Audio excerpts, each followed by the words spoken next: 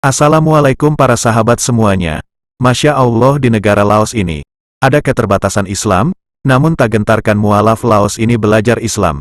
Tidak terpikir sedikit pun di benak Iphone Savan, yang kini akrab dipanggil Ismail, bahwa dirinya akan pergi meninggalkan desa yang telah dihuninya bertahun-tahun untuk belajar ke negara yang belum ia tahu rimbanya, di Pondok Pesantren Said bin Zaid, yang berlokasi di Batam, Indonesia. Ismail bersama istrinya akan mendalami Islam. Namun jangan dibandingkan dengan negara tempatnya berasal, di Laos, sebagai negara minoritas Muslim, dirinya dan beberapa keluarga lainnya, yang tinggal di desa yang jauh dari perkotaan kesulitan untuk menemukan orang yang mampu membimbing mereka untuk mempelajari Islam.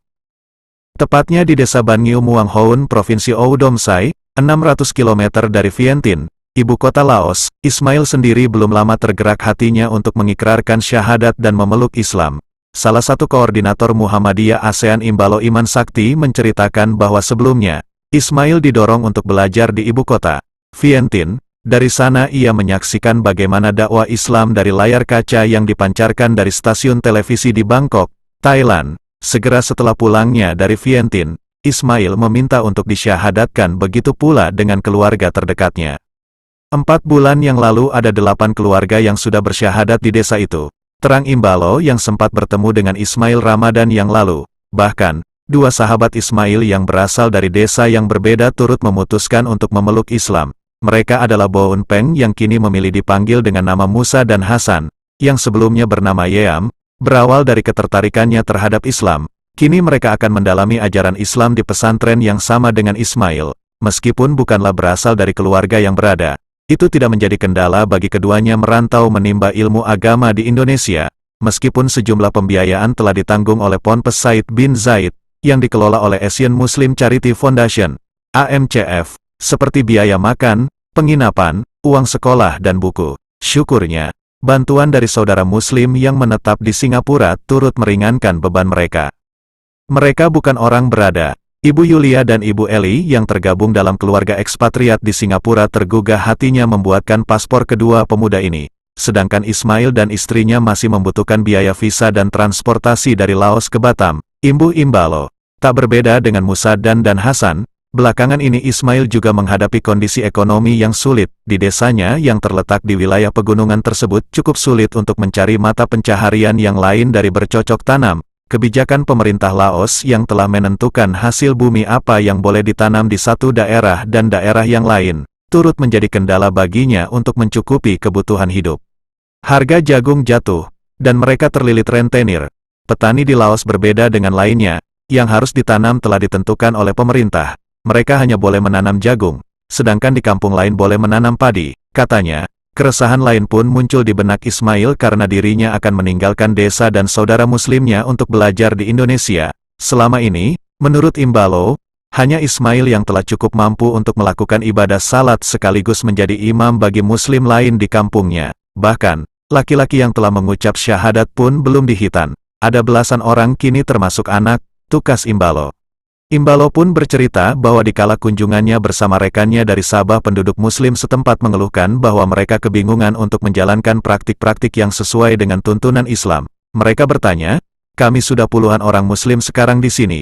Seandainya ada yang meninggal bagaimana caranya? Tak seorang pun tahu. Minimnya sumber pengetahuan Islam di daerah tempat Ismail bersama sejumlah saudara muslim lainnya menyambung hidup, membuat Imbalo bersama sejumlah saudara muslim lainnya berencana mendatangkan dai juga tenaga kesehatan ke kampung tersebut. Ia bersama rekannya juga tim dokter dari Kuala Lumpur insya Allah akan mendatangi kampung Ismail pada tanggal 27 September tahun 2017 yang lalu. Kami juga berencana hendak mendatangkan dai ke kampung itu selama Ismail dan istrinya belajar Islam di Batam. Kami bersyukur, Allah menurunkan hidayah kepada keluarga di sana yang tak pernah terbayang sebelumnya. Tandas Imbalo, inilah desa di mana Ismail hidup, ratusan tahun hidup di pedalaman hutan belantara. Nenek moyang mereka berpindah-pindah dari satu lembah bukit ke lembah bukit lainnya, bercocok tanam penghasilan utama. Padi bukit tumbuh subur di lereng bukit terjal kemiringan lebih dari 65 derajat. Melihat lentur telapak kaki mereka naik turun bukit tinggi mencapai ribuan meter dari permukaan laut. Itulah suku Hanmu, satu suku yang hidup di Laos. Suku ini konon bermigrasi dari daratan Cina Selatan Kunming Yunan.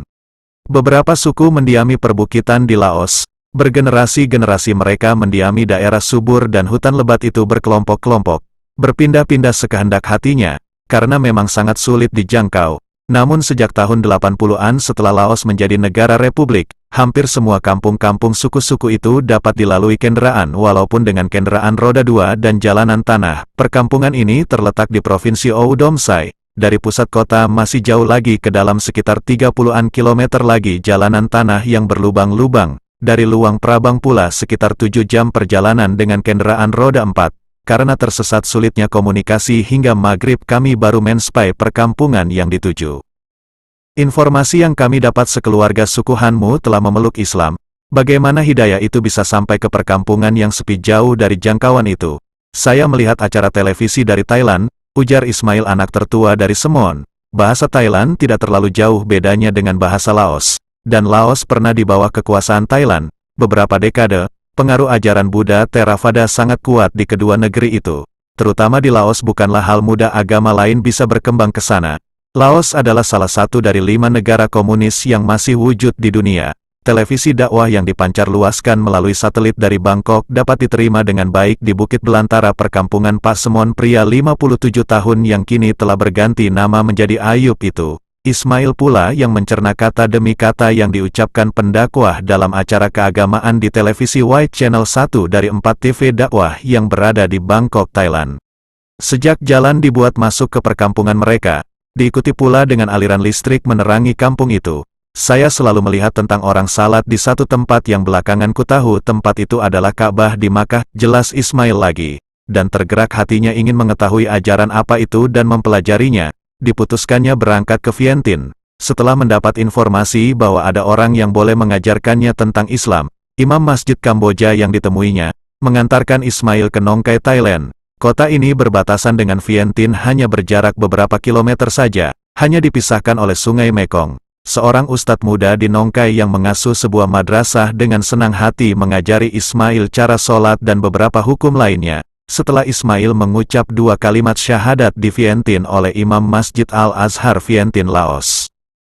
Ismail yang sudah berkeluarga dan mempunyai anak satu itu dihitan dan dinikahkan ulang secara Islam. Saat kami tiba dan salat maghrib di kampung Ismail kami salat berjamaah, dan Ismail yang menjadi imam salatnya, menitik air mata mendengar suara Ismail saat melantunkan bacaan surah Al-Kafirun dan surah Al-Ikhlas, di rakaat pertama dan kedua. Nyaris tak tersentuh dakwah melalui darat. Allah memberikan hidayah melalui udara kepada Ismail dan keluarganya. Pak Semon atau Ayub suami istri sudah mengucapkan 2 kalimat syahadat. Ikut berjamaah bersama kami, begitu juga kedua adik perempuan Ismail dan adik lelakinya yang sudah berkeluarga juga sudah mengucapkan syahadat. Mereka baru 1 bulan yang lalu masuk Islam, ujar Ismail yang diterjemahkan oleh Bang Andi, pria Malaysia yang menikah dengan wanita Laos di Luang Prabang. Pria ini sudah fasih berbahasa Laos. Pak Akia Barabak dan Pak Haji Jupri, teman seperjalanan dari Sabah yang mendengarkan pembicaraan Ismail tentang hitan dan nikah ulang, tertegun sejenak setelah mengetahui bahwa ternyata selain Ismail semua lelaki yang sudah mengucapkan syahadat itu belum lagi dihitan, dan rencana hendak menikah ulang. Mahal ongkos untuk hitan, jelas Bang Andi setelah mendengar penjelasan Ismail.